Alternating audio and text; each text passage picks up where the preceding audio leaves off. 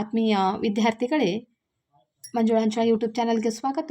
ಇವತ್ತಿನ video class 6ನೇ ತರಗತಿಯ ಪ್ರವೇಶಕ್ಕಾಗಿ 13/12/2025 ಅಂದರೆ ಇಂದು ನಡೆದಂತಹ ಜವಾಹರ್ ನವೋದಯ ವಿದ್ಯಾಲಯ ಪ್ರವೇಶ ಪರೀಕ್ಷೆಗಾಗಿ ನಡೆದ ಪ್ರಶ್ನೆ ಪತ್ರಿಕೆಯ ಉತ್ತರಗಳನ್ನು ನೋಡೋಣ. ಈ ಒಂದು ವಿಡಿಯೋ ನಿಮಗೆ ಇಷ್ಟವಾದಲ್ಲಿ ಸಬ್ಸ್ಕ್ರೈಬ್ ಮಾಡಿ, ಶೇರ್ ಮಾಡಿ, ಲೈಕನ್ನು ಕೊಡಿ. ಪೂರ್ತಿ ವಿಡಿಯೋ ಮುಗಿಯುವವರೆಗೂ ವಾಚ್ ಮಾಡಿ ಮಕ್ಕಳೇ. ಮೊದಲಿಗೆ ಮಾನಸಿಕ ಸಾಮರ್ಥ್ಯ ಪರೀಕ್ಷೆ ಭಾಗ 1. ಈ ಪ್ರಶ್ನೆಗಳಲ್ಲಿ ಕೇಳಿದಂತಹ ಪ್ರಶ್ನೆಗಳಿಗೆ ಉತ್ತರವನ್ನು ನೋಡೋಣ. ಮೊದಲನೆಯದಕ್ಕೆ ಇಲ್ಲಿ 1ರಿಂದ 4ನೆಯ ಪ್ರಶ್ನೆಗಳು ಇವು. ಈ 4 ಆಕೃತಿಗಳಲ್ಲಿ 3 ಆಕೃತಿಗಳು ಒಂದು ವಿಧದಲ್ಲಿ ಒಂದನ್ನೊಂದು ಹೋಲುತ್ತವೆ ಮತ್ತು ಒಂದು ಅವುಗಳಿಂದ ಭಿನ್ನವಾಗಿದೆ. ಆ ಭಿನ್ನವಾದಂತಹ ಆಕೃತಿಗಳನ್ನು ನೋಡೋಣ. ಮೊದಲನೇದಾಗಿ ಮೊದಲನೆಯ ಪ್ರಶ್ನೆಗೆ ಎ ಆಪ್ಷನ್ ಸರಿಯಾಗಿದೆ. 2ನೆಯ ಪ್ರಶ್ನೆಗೆ ಡಿ, 3ನೆಯ ಚಿತ್ರಕ್ಕೆ ಡಿ ಸರಿಯಾದ ಆಯ್ಕೆಯಾಗಿದೆ. ಇನ್ನು 4ನೆಯ ಪ್ರಶ್ನೆಗೆ ಸಿ ಸರಿಯಾದ ಉತ್ತರವಾಗಿದೆ. ಇನ್ನು ಭಾಗ 2ರಲ್ಲಿ 5ರಿಂದ 8ರವರೆಗಿನ ಪ್ರಶ್ನೆಗಳಿದ್ದು ಅದರಲ್ಲಿ ಕೊಟ್ಟ ಆಕೃತಿಗಳಲ್ಲಿ ಯಾವ ಆಕೃತಿ ಪ್ರಶ್ನೆ ರೂಪದ ಎಡಬದಿಯ ಆಕೃತಿಯನ್ನು ಸಂಪೂರ್ಣವಾಗಿ ಹೋಲುವುದೋ ಅದನ್ನು ಆಯ್ಕೆ ಮಾಡಿ ನೀವು ಆಯ್ಕೆ ಮಾಡಿದ ಉತ್ತರವನ್ನು OMR ಹಾಳೆಯಲ್ಲಿ ನಾವು ರೌಂಡ್ ಹಾಕೋದು. ಪ್ರಶ್ನಾಕೃತಿ ಉತ್ತರದ ಪತ್ರಿಕೆಗಳು. 5ನೆಯ ಪ್ರಶ್ನೆಗೆ ಬಿ ಸರಿಯಾದ ಆಯ್ಕೆ. ಇನ್ನು 6ನೆಯ ಪ್ರಶ್ನೆಗೆ ಸರಿಯಾದ ಆಯ್ಕೆ ಸಿ ಆಗಿದೆ. ಇನ್ನು 7ನೆಯ ಆಕೃತಿಗೆ ಸರಿಯಾದ ಆಯ್ಕೆ ಸಿ. 8ನೆಯ ಆಕೃತಿಗೆ ಸರಿಯಾದ ಆಯ್ಕೆ ಆಪ್ಷನ್ ನಂಬರ್ ಬಿ. ಇನ್ನು ಭಾಗ 3 ಪ್ರಶ್ನೆ ಸಂಖ್ಯೆಗಳು 9ರಿಂದ 12ರಲ್ಲಿ ಎಡಬದಿಗೆ ಪ್ರಶ್ನೆ ರೂಪದ ಆಕೃತಿಯನ್ನು ಕೊಟ್ಟು ಅದರ ಒಂದು ಭಾಗವನ್ನು ಲೋಪಗೊಳಿಸಲಾಗಿದೆ. ಅದರ ಮಿಕ್ಕ ಭಾಗವನ್ನು ಬಲಬದಿಗೆ ಕೊಟ್ಟು ABC ಮತ್ತು ಡಿ ಅಕ್ಷರಗಳ ಆಕೃತಿಗಳಲ್ಲಿ ಕೊಡಲಾಗಿದೆ. ಬಲಬದಿಯ ಆಕೃತಿಗಳಲ್ಲಿ ಯಾವುದೋ ಒಂದು ಎಡಬದಿಯಲ್ಲಿ ಕೊಟ್ಟ ಆಕೃತಿಯನ್ನು ದಿಶೆಯಲ್ಲಿ ಬದಲಿಸಿದೆ. ಪೂರ್ಣಗೊಳಿಸಲು ಸಮರ್ಪಕವಾಗಿದೆಯೋ ಅದನ್ನು ಕಂಡುಹಿಡಿಯಿರಿ. ನೀವು ಆಯ್ಕೆ ಮಾಡಿದ ಉತ್ತರವನ್ನು ಸೂಚಿಸಲು OMR ಉತ್ತರ ಹಾಳೆಯಲ್ಲಿ ಆಯಾ ಪ್ರಶ್ನೆ ಸಂಖ್ಯೆಯ ಮುಂದುಗಡೆ ಇರುವ ಸರಿಯಾದ ವೃತ್ತವನ್ನು ಸಂಪೂರ್ಣವಾಗಿ ತುಂಬಿರಿ. 9ನೆಯ ಪ್ರಶ್ನೆ 9ನೇ ಪ್ರಶ್ನಾಕೃತಿಗೆ ಉತ್ತರದ ಆಕೃತಿಯಲ್ಲಿ ಡಿ ಆಕೃತಿ ಸರಿಯಾದ ಉತ್ತರವಾಗಿದೆ. ಇನ್ನು 10ನೆಯ ಆಕೃತಿಗೆ ಆಪ್ಷನ್ ನಂಬರ್ ಡಿ ಸರಿಯಾದ ಉತ್ತರ. 11ನೆಯ ಪ್ರಶ್ನೆಗೆ ಸರಿಯಾದ ಆಕೃತಿ ಬಿ ಆಪ್ಷನ್ ಆಗಿದೆ. 12ನೇ ಪ್ರಶ್ನೆಗೆ ಸಿ ಆಕೃತಿ ಸರಿಯಾಗಿದೆ. ಇನ್ನು ಭಾಗ 4 ಪ್ರಶ್ನೆ ಸಂಖ್ಯೆಗಳು 13ರಿಂದ 16ರಲ್ಲಿ ಎಡಬದಿಗೆ 3 ಪ್ರಶ್ನೆ ರೂಪದ ಆಕೃತಿಗಳನ್ನು ಕೊಟ್ಟು 4ನೆಯ ಆಕೃತಿಯ ಸ್ಥಾನದಲ್ಲಿ ಖಾಲಿ ಇಡಲಾಗಿದೆ. ಈ ಪ್ರಶ್ನೆ ರೂಪದ ಆಕೃತಿಗಳು ಒಂದು ಶ್ರೇಣಿಯಲ್ಲಿ ಇವೆ.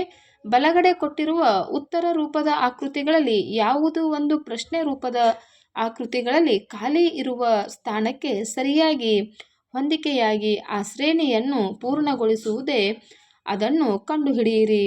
ನಿಮ್ಮ ಉತ್ತರವನ್ನು ಸೂಚಿಸಲು OMR ಉತ್ತರ ಹಾಳೆಯಲ್ಲಿ ಆಯಾ ಪ್ರಶ್ನೆ ಸಂಖ್ಯೆಯ ಮುಂದುಗಡೆ ಇರುವ ಸರಿಯಾದ ವೃತ್ತವನ್ನು ಸಂಪೂರ್ಣವಾಗಿ ತುಂಬಿರಿ. ಪ್ರಶ್ನಾಕೃತಿಗಳು ಆಪ್ಷನ್ ನಂಬರ್ 13ರಲ್ಲಿರುವಂತಹ ಪ್ರಶ್ನಾಕೃತಿಗಳು. ಅದಕ್ಕೆ ಉತ್ತರ ಆಕೃತಿಗಳಲ್ಲಿ ಆಪ್ಷನ್ ನಂಬರ್ ಡಿ ಸರಿಯಾದ ಆಯ್ಕೆಯಾಗಿದೆ. ಇನ್ನು 14ನೆಯ ಪ್ರಶ್ನೆ ಕೊಟ್ಟಿರುವ ಆಕೃತಿಗೆ ಉತ್ತರದ ಆಕೃತಿ ಆಪ್ಷನ್ ನಂಬರ್ ಸಿ ಸರಿಯಾದ ಉತ್ತರ. 15ನೆಯ ಆಕೃತಿಗೆ ಆಪ್ಷನ್ ನಂಬರ್ ಡಿ ಸರಿಯಾದ ಉತ್ತರವಾಗಿದೆ. ಇನ್ನು ಕೊಟ್ಟಂತಹ 16ನೆಯ ಪ್ರಶ್ನಾಕೃತಿಗೆ ಆಪ್ಷನ್ ನಂಬರ್ ಬಿ ಸರಿಯಾದ ಉತ್ತರವಾಗಿದೆ. ಇನ್ನು ಭಾಗ 5 ಸೂಚನೆಗಳು. ಪ್ರಶ್ನೆ ಸಂಖ್ಯೆಗಳು 17ರಿಂದ 20ರಲ್ಲಿ 3 ಪ್ರಶ್ನೆ ರೂಪದ ಆಕೃತಿಗಳು. ಅನಂತರ 4ನೆಯ ಆಕೃತಿಯ ಸ್ಥಾನದಲ್ಲಿ ಪ್ರಶ್ನಾರ್ಥಕ ಚಿಹ್ನೆಯನ್ನು ಕೊಡಲಾಗಿದೆ.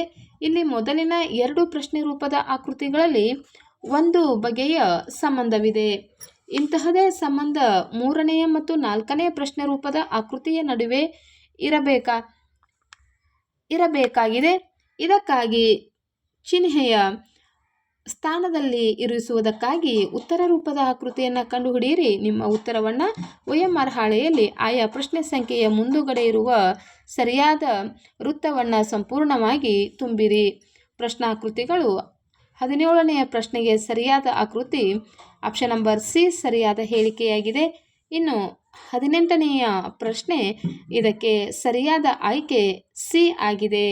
ಇನ್ನು 19ನೆಯ ಪ್ರಶ್ನೆಗೆ ಸರಿಯಾದ ಹೇಳಿಕೆ ಎ ಆಕೃತಿಯಾಗಿದೆ. ಇನ್ನು 20ನೆಯ ಪ್ರಶ್ನೆಗೆ ಸರಿಯಾದ ಹೇಳಿಕೆ ಆಪ್ಷನ್ ನಂಬರ್ ಎ ಸರಿಯಾದ ಹೇಳಿಕೆಯಾಗಿದೆ. ಇನ್ನು 21 ಭಾಗ 6ರಲ್ಲಿ ಕೊಟ್ಟಂತಹ ಪ್ರಶ್ನೆಗಳಿಗೆ ಉತ್ತರವನ್ನು ನೋಡೋಣ. ಪ್ರಶ್ನೆ ಸಂಖ್ಯೆ 21ರಿಂದ 24ರಲ್ಲಿ ಜ್ಯಾಮಿತೀಯ ಆಕಾರದ ಎಡಬದಿಗೆ ಕೊಟ್ಟು ಅದರ ಒಂದು ಭಾಗವನ್ನು ಲೋಪಗೊಳಿಸಲಾಗಿದೆ. ಬಲಗಡೆ ಕೊಟ್ಟಿರುವ ABCD ಅಕ್ಷರಗಳ ಒಂದು ರೂಪದ ಆಕೃತಿಯನ್ನು ಗಮನಿಸಿ.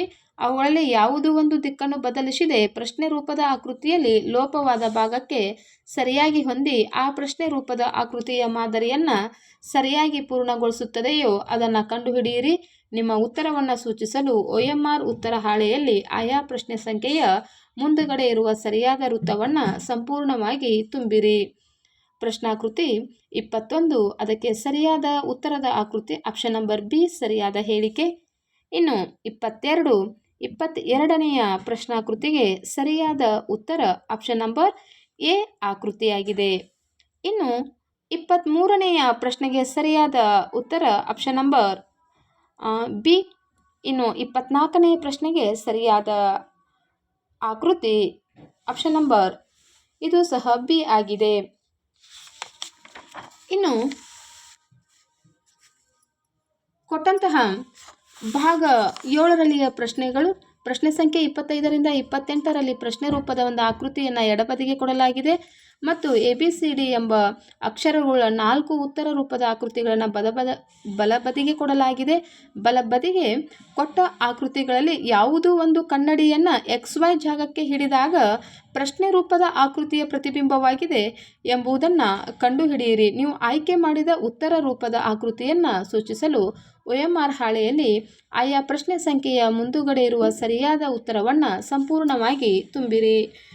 ಪ್ರಶ್ನಾಕೃತಿಗಳು 25ನೆಯ ಆಕೃತಿಗೆ ಸರಿಯಾದ ಉತ್ತರದ ಆಕೃತಿ ಆಪ್ಷನ್ ನಂಬರ್ ಬಿ. 26ನೆಯ ಆಕೃತಿಗೆ ಸರಿಯಾದ ಉತ್ತರ ಆಪ್ಷನ್ ನಂಬರ್ ಎ. 27ನೆಯ ಪ್ರಶ್ನಾಕೃತಿಗೆ ಉತ್ತರದ ಆಕೃತಿ ಆಪ್ಷನ್ ನಂಬರ್ ಬಿ. 28ನೆಯ ಪ್ರಶ್ನೆಗೆ ಸರಿಯಾದ ಉತ್ತರ ಆಪ್ಷನ್ ನಂಬರ್ ಬಿ. ಇನ್ನು ಭಾಗ 8ರಲ್ಲಿ ಕೊಟ್ಟಂತಹ ಪ್ರಶ್ನೆ 29ರಿಂದ 32ರಲ್ಲಿ ಪ್ರಶ್ನೆ ರೂಪದ ಕಾಗದದ ಆಕೃತಿಗಳ ತುಂಡನ್ನು ಮಡಚಿ ಚಿತ್ರಿಸಿರುವ ಎಡಬದಿಯಲ್ಲಿ ABCD ಎಂಬ ಅಕ್ಷರಗಳುಳ್ಳ ಉತ್ತರ ಪದದ ಆಕೃತಿಗಳನ್ನು ಬಲಬದಿಯಲ್ಲಿ ಗಮನಿಸಿ. ನೀವು ಆಯ್ಕೆ ಮಾಡುವ ಉತ್ತರ ರೂಪಕ್ಕೆ ಆಕೃತಿಯು ಕಾಗದದ ತುಂಡನ್ನು ಬಿಡಿಸಿದಾಗ ಹೇಗೆ ಕಾಣುತ್ತದೆ ಎನ್ನುವುದನ್ನು ಯೋಚಿಸಿ. ಸರಿಹೊಂದುವ ಉತ್ತರ ಆಕೃತಿಯ ಕ್ರಮ ಸಂಖ್ಯೆಯನ್ನು ಸೂಚಿಸಲು OMR ಉತ್ತರ ಹಾಳೆಯಲ್ಲಿ ಆಯಾ ಪ್ರಶ್ನೆ ಸಂಖ್ಯೆಯ ಮುಂದುಗಡೆ ಇರುವ ಸರಿಯಾದ ವೃತ್ತವನ್ನು ಸಂಪೂರ್ಣವಾಗಿ ತುಂಬಿರಿ. ಪ್ರಶ್ನಾಕೃತಿಗಳು ಮತ್ತು ಉತ್ತರ ಆಯ್ಕೆಗಳನ್ನು ನೋಡೋಣ. 29ನೆಯ ಪ್ರಶ್ನೆಗೆ ಸರಿಯಾದ ಆಕೃತಿ ಆಪ್ಷನ್ ನಂಬರ್ ಡಿ. ಇನ್ನು 30ನೆಯ ಪ್ರಶ್ನೆಗೆ ಸರಿಯಾದ ಆಕೃತಿ ಆಪ್ಷನ್ ನಂಬರ್ ಸಿ ಸರಿಯಾದ ಉತ್ತರವಾಗಿದೆ. ಇನ್ನು 31ನೆಯ ಪ್ರಶ್ನೆಗೆ ಸರಿಯಾದ ಉತ್ತರ ಆಪ್ಷನ್ ನಂಬರ್ ಬಿ. 32ನೆಯ ಪ್ರಶ್ನೆಗೆ ಸರಿಯಾದ ಆಯ್ಕೆ ಆಪ್ಷನ್ ನಂಬರ್ ಬಿ ಆಗಿದೆ. ಇನ್ನು ಭಾಗ 9ರಲ್ಲಿ ಕೊಟ್ಟಂತಹ 33ರಿಂದ 36ರವರೆಗಿನ ಪ್ರಶ್ನೆಗಳಿಗೆ ಉತ್ತರವನ್ನು ನೋಡೋಣ. ಇಲ್ಲಿ ಈ ಪ್ರಶ್ನೆಗಳು ತುಂಡುಗಳಿಂದ ನಿರ್ಮಿಸಬಹುದಾದ ಉತ್ತರ ರೂಪದ ಆಕೃತಿಯನ್ನು ಕಂಡುಹಿಡಿಯುವಂಥ ಪ್ರಶ್ನೆಗಳು. 33ನೆಯ ಪ್ರಶ್ನೆ, ಇದಕ್ಕೆ ಸರಿಯಾದ ಉತ್ತರ ಆಪ್ಷನ್ ನಂಬರ್ ಬಿ. ಇನ್ನು 34ನೇ ಪ್ರಶ್ನೆಗೆ ಸರಿಯಾದ ಉತ್ತರ ಆಪ್ಷನ್ ನಂಬರ್ ಎ. 35ಕ್ಕೆ ಸರಿಯಾದ ಉತ್ತರ ಸಿ. 36ನೆಯ ಪ್ರಶ್ನೆಗೆ ಸರಿಯಾದ ಉತ್ತರ ಆಪ್ಷನ್ ನಂಬರ್ ಡಿ. ಇನ್ನು ಭಾಗ 10 ಪ್ರಶ್ನೆ ಸಂಖ್ಯೆ 37ರಿಂದ 40ರವರೆಗೆ ಪ್ರಶ್ನೆಗಳನ್ನು ಕೊಡಲಾಗಿದೆ. ಪ್ರಶ್ನೆ ರೂಪದ ಆಕೃತಿಯು ಅಡಗಿರುವ ಅಥವಾ ಹುದುಗಿರುವ ಉತ್ತರ ರೂಪದ ಆಕೃತಿಯನ್ನು ಕಂಡುಹಿಡಿಯುವುದು, ಅವುಗಳನ್ನು ನಾವು OMR ದಲ್ಲಿ ತುಂಬಬೇಕು. ಇಲ್ಲಿ ಪ್ರಶ್ನೆ ಸಂಖ್ಯೆ 37 ಅದ ಉತ್ತರದ ಆಕೃತಿ ಆಪ್ಷನ್ ನಂಬರ್ ಎ ಸರಿಯಾದ. 38ಕ್ಕೆ ಸರಿಯಾದಂಥ ಆಯ್ಕೆ ಆಪ್ಷನ್ ನಂಬರ್ ಬಿ. 39 ಈ ಪ್ರಶ್ನೆಗೆ ಸರಿಯಾದ ಆಯ್ಕೆ ಆಪ್ಷನ್ ನಂಬರ್ ಎ. ಇನ್ನು 40 ಈ ಪ್ರಶ್ನೆಗೆ ಸರಿಯಾದ ಹೇಳಿಕೆ ಆಕೃತಿ ಬಿ ಆಗಿದೆ. ಇನ್ನು ಅಂಕಗಣಿತ ವಿಭಾಗಕ್ಕೆ ಸಂಬಂಧಪಟ್ಟಂತೆ ಇರುವ ಪ್ರಶ್ನೆಗಳಿಗೆ ಉತ್ತರವನ್ನು ನೋಡೋಣ. ಪ್ರತಿಯೊಂದು ಪ್ರಶ್ನೆಗೂ ABCD ಆಯ್ಕೆ ಸಂಭವನೀಯ ಉತ್ತರಗಳನ್ನು ನೀಡಲಾಗಿದ್ದು, ಅದರಲ್ಲಿ ಕೇವಲ ಒಂದು ಮಾತ್ರ ಸರಿಯಾಗಿದೆ. ಸರಿಯಾದ ಉತ್ತರವನ್ನು ಆರಿಸಿ OMR ಉತ್ತರ ಹಾಳೆಯ ಪ್ರಶ್ನೆ ಸಂಖ್ಯೆ ಎದುರುಗಡೆ ಇರುವ ಸಂಬಂಧಿಸಿದ ವೃತ್ತದಲ್ಲಿ ಸಂಪೂರ್ಣವಾಗಿ ತುಂಬಬೇಕು. 41ನೆಯ ಪ್ರಶ್ನೆ 0.2 ಮತ್ತು 0.03 ರ ಗುಣಲಬ್ಧವು. ಇದಕ್ಕೆ ಆಪ್ಷನ್ ನಂಬರ್ ಎ ಸರಿಯಾದ ಉತ್ತರ 0.006. 42ನೆಯ ಪ್ರಶ್ನೆ 20 ಮತ್ತು 30ಗಳ ನಡುವಿನ ಮಹತ್ತಮ ಸಾಮಾನ್ಯ ಅಪವರ್ತನ ಅಂದರೆ ಮಸಾ 10 ಆಗಿದೆ. ಆಪ್ಷನ್ ನಂಬರ್ ಸಿ ಸರಿಯಾದ ಹೇಳಿಕೆ. ಇನ್ನು 43ನೆಯ ಪ್ರಶ್ನೆ 999 ಮತ್ತು 9999ರ ಗುಣಲಬ್ಧವು. ಇಲ್ಲಿ 99,89,001 ಇದಕ್ಕೆ ಆಪ್ಷನ್ ನಂಬರ್ ಸಿ ಸರಿಯಾದ ಉತ್ತರ. ಇನ್ನು 44ನೆಯ ಪ್ರಶ್ನೆ ಕೊಟ್ಟಿರುವ ಕೆಳಗಿನ ಲೆಕ್ಕವನ್ನು ಸರಳೀಕರಿಸಿದಾಗ ದೊರಕುವ ಉತ್ತರ ಆಪ್ಷನ್ ನಂಬರ್ ಬಿ 674.4938. ಇನ್ನು 45ನೆಯ ಪ್ರಶ್ನೆ 64ರ ಎಲ್ಲ ಅಪವರ್ತನಗಳ ಮೊತ್ತವು 127 ಆಗಿದೆ. 46ನೆಯ ಪ್ರಶ್ನೆ 1 ಮತ್ತು 11ರ ನಡುವೆ ಎಷ್ಟು ಅವಿಭಾಜ್ಯ ಸಂಖ್ಯೆಗಳಿವೆ? ಅದಕ್ಕೆ ಸರಿಯಾದ ಉತ್ತರ ಆಪ್ಷನ್ ನಂಬರ್ ಬಿ 4 ಆಗಿದೆ. 47 999 ಡಿವೈಡೆಡ್ ಬೈ 1000ರ ದಶಮಾಂಶ ರೂಪವು ಇದಾಗಿದೆ. ಇದಕ್ಕೆ ಸರಿಯಾದ ಹೇಳಿಕೆ ಆಪ್ಷನ್ ನಂಬರ್ ಸಿ 0.999. 48ನೆಯ ಪ್ರಶ್ನೆ 0.1 ಇಂಟು 0.1 ಇಂಟು 0.1 ಇದಕ್ಕೆ ಸಮನಾಗಿದೆ. ಅದು 0.1ಕ್ಕೆ ಸಮನಾಗಿದೆ. ಆಪ್ಷನ್ ನಂಬರ್ ಎ ಸರಿಯಾದ ಉತ್ತರ. ಇನ್ನು 49ನೆಯ ಪ್ರಶ್ನೆ 1000 ಸೆಂಟಿಮೀಟರನ್ನು m² ಅಂದರೆ ವರ್ಗ ಮೀಟರ್ಗೆ ಪರಿವರ್ತಿಸಲಾದಾಗ ಸಿಗುವ ಉತ್ತರ ಆಪ್ಷನ್ ನಂಬರ್ ಬಿ 0.01 ಮೀಟರ್ ಆಗಿದೆ. ಇನ್ನು 50ನೆಯ ಪ್ರಶ್ನೆ 0.238ರ ಭಿನ್ನರಾಶಿಯ ರೂಪವು ಇದಾಗಿರುತ್ತದೆ. ಇದಕ್ಕೆ ಸರಿಯಾದ ಹೇಳಿಕೆ option number A 119 divided by 500. ಇನ್ನು 51ನೆಯ ಪ್ರಶ್ನೆ 3 ಡಿವೈಡೆಡ್ ಬೈ 2 ಭಾಗಾಕಾರ ಚಿಹ್ನೆ 3 divided by 2 into 2 plus 3 divided by 2 ಇದಕ್ಕೆ ಸಮನಾಗಿದೆ. ಇದು 2ನೇಯ 7ಕ್ಕೆ ಸಮನಾಗಿದೆ. ಅಂದರೆ ಆಪ್ಷನ್ ನಂಬರ್ ಸಿ ಇದಕ್ಕೆ ಸರಿಯಾದ ಉತ್ತರ. 52ನೆಯ ಪ್ರಶ್ನೆ ಒಂದು ಹಣ್ಣಿನ ಅಂಗಡಿಯವನು 1500ಕ್ಕೆ ಆ್ಯಪಲ್ಗಳನ್ನು ಖರೀದಿ ಮಾಡುತ್ತಾನೆ. ಅದಕ್ಕೆ ಆತ ತನ್ನ ಅಂಗಡಿಗೆ ತೆಗೆದುಕೊಂಡು ಬರಲು 100 ಖರ್ಚು ಮಾಡುತ್ತಾನೆ. ತಾನು ತಂದ ಆ್ಯಪಲ್ಗಳನ್ನು ಆತ ಒಟ್ಟು 2236ಗಳಿಗೆ ಮಾರಾಟ ಮಾಡುತ್ತಾನೆ. ಹಾಗಾದರೆ ಆತ ಗಳಿಸಿದ ಲಾಭ ಎಷ್ಟು? ಇದಕ್ಕೆ ಸರಿಯಾದ ಉತ್ತರ ಆಪ್ಷನ್ ನಂಬರ್ ಬಿ 636. ಇನ್ನು 53ನೆಯ ಪ್ರಶ್ನೆ ದೆಹಲಿಯಿಂದ ವಿಜಯಪುರಕ್ಕೆ ಪ್ರಯಾಣ ಮಾಡಲು ರೈಲು ಬೆಳಗ್ಗೆ 10:45ಕ್ಕೆ ದೆಹಲಿಯಿಂದ ಹೊರಟು ಮಧ್ಯಾಹ್ನ 3:30ಕ್ಕೆ ಜೈಪುರ ತಲುಪುತ್ತದೆ. ಹಾಗಾದರೆ ಪ್ರಯಾಣದ ಒಟ್ಟು ಸಮಯ 4 ಗಂಟೆ 45 ನಿಮಿಷಗಳು. ಆಪ್ಷನ್ ನಂಬರ್ ಬಿ ಇದಕ್ಕೆ ಸರಿಯಾದ ಉತ್ತರ. ಇನ್ನು 54ನೆಯ ಪ್ರಶ್ನೆ ಒಂದು ಅಂಗಡಿಯವನು 200 ರೂಗಳಿಗೆ ಒಂದು ಗಡಿಯಾರವನ್ನು ಖರೀದಿಸುತ್ತಾನೆ ಮತ್ತು 40 ಲಾಭಕ್ಕೆ ಅದನ್ನು ಮಾರುತ್ತಾನೆ. ಹಾಗಾದರೆ ಅದನ್ನು ಗಡಿಯಾರವನ್ನು ಮಾರಾಟ ಮಾಡಿದ ದರ ಆಪ್ಷನ್ ನಂಬರ್ ಸಿ 240. 55ನೆಯ ಪ್ರಶ್ನೆ ಒಂದು ಪೆಟ್ಟಿಗೆಯಲ್ಲಿ 500 ಮೊಟ್ಟೆಗಳು ಇದ್ದವು. ಅವುಗಳಲ್ಲಿ 3/25 ಒಡೆದು ಹೋಗಿದ್ದವು ಮತ್ತು 1/5 ಅತಿಥಿಗಳಿಗೆ ನೀಡಲಾಯಿತು. ಹಾಗಾದರೆ ಬಳಸಬಹುದಾದ ಒಟ್ಟು ಮೊಟ್ಟೆಗಳ ಸಂಖ್ಯೆ ಆಪ್ಷನ್ ನಂಬರ್ ಸಿ 340. ಇನ್ನು 56ನೆಯ ಪ್ರಶ್ನೆ, ಒಂದು ಪಂಚಭುಜದ ಸುತ್ತಳತೆ 80 ಸೆಂಟಿಮೀಟರ್ ಆಗಿದ್ದು ಅದರ 4 ಬಾಹುಗಳ ಮೊತ್ತವು 63 ಸೆಂಟಿಮೀಟರ್ ಆಗಿದ್ದರೆ ಆ ಪಂಚಭುಜದ 5ನೆಯ ಬಾಹುವಿನ ಉದ್ದವು 17 ಸೆಂಟಿಮೀಟರ್ ಆಗಿರುತ್ತದೆ. ಆಪ್ಷನ್ ನಂಬರ್ ಡಿ ಸರಿಯಾದ ಉತ್ತರ. ಇನ್ನು 57ನೇ ಪ್ರಶ್ನೆ, ಕೆಳಗೆ ಕೊಟ್ಟಿರುವ ಲೆಕ್ಕದಲ್ಲಿ ಬಿಟ್ಟಿರುವ ಸ್ಥಳದಲ್ಲಿ ತುಂಬಬೇಕಾದ ಸಂಖ್ಯೆಯು 58,394 minus 86 minus 86 equal two into 86. ಇದಕ್ಕೆ ಸರಿಯಾದ ಹೇಳಿಕೆ 677. ಆಪ್ಷನ್ ನಂಬರ್ ಎ ಸರಿಯಾದ ಹೇಳಿಕೆ. 58ನೆಯ ಪ್ರಶ್ನೆ, ಒಂದು ಆಯತದ ಎಲ್ಲ ಒಳಕೋನಗಳ ಮೊತ್ತವು ಇದಕ್ಕೆ ಸಮ. ಇದಕ್ಕೆ ಸರಿಯಾದ ಹೇಳಿಕೆ ಆಪ್ಷನ್ ನಂಬರ್ ಎ 360. ಇನ್ನು 59ನೆಯ ಪ್ರಶ್ನೆ, ಒಂದು ಸಂಪೂರ್ಣ ಕೋನವು ಇದಕ್ಕೆ ಸಮನಾಗಿರುತ್ತದೆ. Option number D 4 ಸಮಕೋನಗಳು. ಇನ್ನು 60ನೆಯ ಪ್ರಶ್ನೆ, 115 ಕಂಬಗಳ ಕುಟುಂಬಗಳ ಒಂದು ಸಮೀಕ್ಷೆಯಲ್ಲಿ ಪ್ರತಿ ಕುಟುಂಬದಲ್ಲಿನ ಮಕ್ಕಳ ಸಂಖ್ಯೆಯನ್ನು ದಾಖಲಿಸಿಕೊಂಡು ದೊರಕಿದ ದತ್ತಾಂಶವನ್ನು ಸ್ತಂಭ ನಕ್ಷೆಯ ಮೂಲಕ ಚಿತ್ರಿಸಲಾಗಿದೆ. ಬಾರ್ ಗ್ರಾಫ್ನಲ್ಲಿ ತಿಳಿಸಿರುವಂತೆ ಮಕ್ಕಳಿಲ್ಲದ ಕುಟುಂಬದ ಸಂಖ್ಯೆಯು ಇಲ್ಲಿ 20. ಆಪ್ಷನ್ ನಂಬರ್ ಬಿ ಸರಿಯಾದ ಹೇಳಿಕೆಯಾಗಿದೆ. ಇನ್ನು ಭಾಷೆ ಪರೀಕ್ಷೆಗೆ ಸಂಬಂಧಪಟ್ಟಂಥ ಪ್ರಶ್ನೆಗಳು, ವಾಕ್ಯವೃಂದ 1ರಲ್ಲಿಯ ಪ್ರಶ್ನೆಗಳಿಗೆ ಉತ್ತರಗಳು. ನರ್ತಕಿಯು ದಪ್ಪ ಗಾಜಿನ ಶೀಶೆಯ ಹಿಂದೆ ಬರಲು ಕಾರಣ ಆಕೆ ಪ್ರಸಿದ್ಧ ನರ್ತಕಿ. ಇನ್ನು 62ನೆಯ ಪ್ರಶ್ನೆ, ಪದಕಗಳು ಯಾವುದರ ಭಾಗ? ಆಪ್ಷನ್ ನಂಬರ್ ಬಿ ಕಂಠಹಾರ. 63ನೆಯ ಪ್ರಶ್ನೆ, ಹೇಳಿಕೆ 1 ಮತ್ತು 2 ಓದಿಕೊಂಡು ಕೆಳಗೆ ನೀಡಲಾಗಿರುವ ಉತ್ತರಗಳಲ್ಲಿ ಸರಿಯಾದ ಒಂದನ್ನು ಆಯ್ಕೆ ಮಾಡಿ. ಅದಕ್ಕೆ ಸರಿಯಾದ ಉತ್ತರ ಆಪ್ಷನ್ ನಂಬರ್ ಎ 1 ಮತ್ತು 1 ಸರಿ, ಆದರೆ 2 ತಪ್ಪು. 64ನೇ ಪ್ರಶ್ನೆ, ಕೆಳಗಿನವುಗಳಲ್ಲಿ ನಿರ್ಭಯ ಪದಕ್ಕೆ ಪರ್ಯಾಯವಲ್ಲದ ಪದ ಯಾವುದು? ಸರಿಯಾದ ಉತ್ತರ ಎ ಹೆದರು. 65ನೆಯ ಪ್ರಶ್ನೆ, ಕಲಾಕೃತಿ ಶಬ್ದದ ಅರ್ಥ? ಆಪ್ಷನ್ ನಂಬರ್ ಬಿ ಮಾನವ ನಿರ್ಮಿತ ಕಲೆಗಳ ನಮೂನೆಗಳು.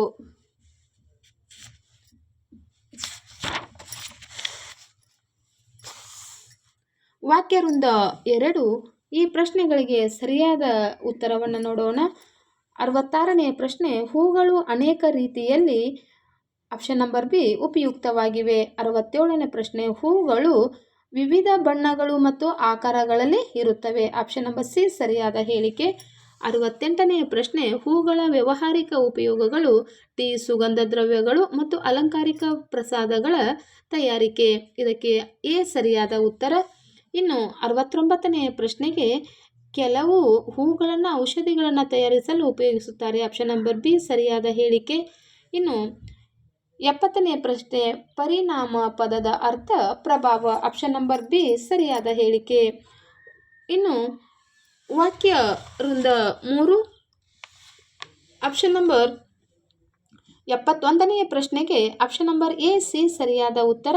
ದೊಡ್ಡ ಗಾತ್ರದ ಪಾಂಡಾಗಳನ್ನು ಮೃಗಾಲಯದಲ್ಲಿ ಸಂರಕ್ಷಿಸುವುದು ತುಂಬ ಕಠಿಣ. ಏಕೆ? ಅವುಗಳಿಗೆ ಆಹಾರ ಸರಬರಾಜು ಮಾಡುವುದು ತುಂಬ ಕಷ್ಟ. 72ನೆಯ ಪ್ರಶ್ನೆ, ದೊಡ್ಡ ಗಾತ್ರದ ಪಾಂಡಾಗಳ ಮುಖ್ಯ ಆಹಾರ ಯಾವುದು?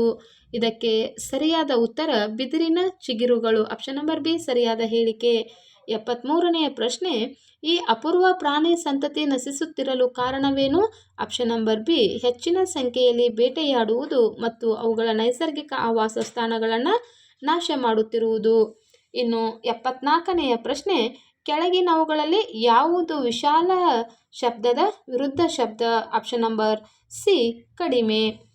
75ನೆಯ ಪ್ರಶ್ನೆ, ಮೃಗಾಲಯವು ಆಪ್ಷನ್ ನಂಬರ್ ಡಿ ಸರಿಯಾದ ಹೇಳಿಕೆ ಪ್ರಾಣಿ ಮತ್ತು ಪಕ್ಷಿಗಳನ್ನು ಬೋನುಗಳಲ್ಲಿ ಪಂಜರಗಳಲ್ಲೂ ಇಡುವ ಸ್ಥಳ. ಇನ್ನು ವಾಕ್ಯವೃಂದ 4, 76ನೆಯ ಪ್ರಶ್ನೆಯನ್ನು ನೋಡೋಣ. 76ನೆಯ ಪ್ರಶ್ನೆ, ಸೋನಮ್ಮ ಆಪ್ಷನ್ ನಂಬರ್ ಬಿ ಅಪ್ಪನ ಜೊತೆ ಅಂಗಡಿಗೆ ಹೋಗಿದ್ದಾಳೆ. 77ನೇ ಪ್ರಶ್ನೆ, ಸೋನಂ ಹೊಳೆಯುವ ಕೆಂಪು ಸೈಕಲನ್ನು ಅಂಗಡಿಯಲ್ಲಿ ನೋಡಿ ಆಕರ್ಷಿಸಿದಳು. ಆಪ್ಷನ್ ನಂಬರ್ ಎ ಸರಿಯಾದ ಹೇಳಿಕೆ. 78ನೇ ಪ್ರಶ್ನೆ, ಸೋನಂಗೆ ಆಕೆಯ ತಂದೆ ತಾಯಿಗಳು ಹೊಸ ಕೆಂಪು ಸೈಕಲನ್ನು ಯಾವುದಕ್ಕೆ ಉಡುಗೊರೆಯಾಗಿ ನೀಡಿದರು? ಆಪ್ಷನ್ ನಂಬರ್ ಎ ಆಕೆಯ ಹುಟ್ಟುಹಬ್ಬಕ್ಕೆ. 79ನೇ ಪ್ರಶ್ನೆ, ಸೋನಂ ತನ್ನ ಸಂತೋಷವನ್ನು ಹೇಗೆ ಪ್ರಕಟಿಸಿದಳು? ಆಪ್ಷನ್ ನಂಬರ್ ಎ, ತಂದೆ ತಾಯಿಯವರನ್ನು ಆಲಂಗಿಸಿಕೊಂಡು. ಇನ್ನು ಆಪ್ಷನ್ ನಂಬರ್ ಬಿ, ವಿಸ್ಮಿತ ಎಂಬುದು 80ನೆಯ ಪ್ರಶ್ನೆ, ಆಶ್ಚರ್ಯ ಎಂಬ ಪದದ ಸಮಾನ ಪದವಾಗಿದೆ. ಮಕ್ಕಳೇ, ಇದುವರೆಗೂ